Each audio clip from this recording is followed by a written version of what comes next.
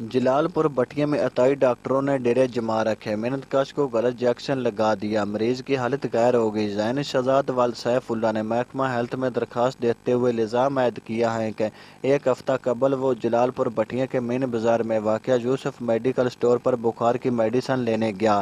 یہاں پر عطائی ڈاکٹر اسرار الدین نے اسے پشت میں غلط انجیکشن لگا دیا۔ غلط انجیکشن لگنے سے اس کی حالت بہت خراب ہو گئی، انجیکشن والی جگہ سیاہ ہو گئی اور اوپر چھالا بن گیا، جس سے وہ ایک ہفتے سے شدید تکلیف میں مبتلا ہیں اور چارپائی پر پڑا نوجوان کا کہنا ہے۔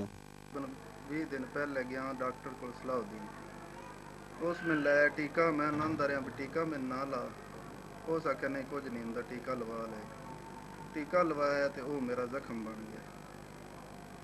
اس گل 20 دن پہ ہوں نے تو میں دن ب دن ڈگدا جانا منجی تے، وید گھر دا میں کلا جی ہاں، کرن کمان والا اور کوئی نہیں، تے سارا نظام میرے سر تے میں منجی تے پی گئی۔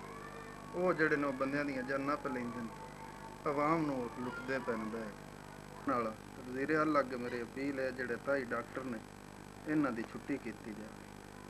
وہ گھر کا وید سارا ہیں۔ متاثر محنت کش نے اعلیٰ حکام سے اپیل کی ہے کہ عطائی ڈاکٹروں کے خلاف قانونی کارروائی کی جائے۔ کیمرہ مین مرزا فیصل الرحمان کے ساتھ باورشیر کنجو، پاک نیوز، جلال پور بٹیاں۔